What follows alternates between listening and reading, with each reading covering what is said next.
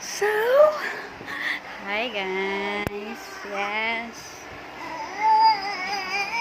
Pakita ko lang sa inyo yung baby ko. Yung baby Luzco na maganda. Yes.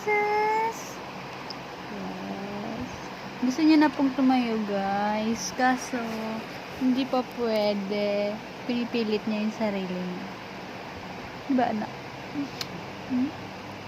Maganda ba yan?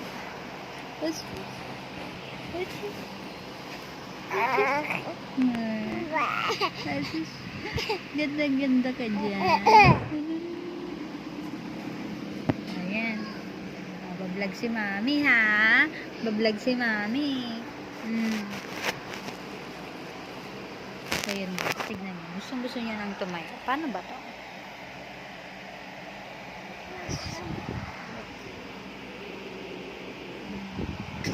Aha! Tiging!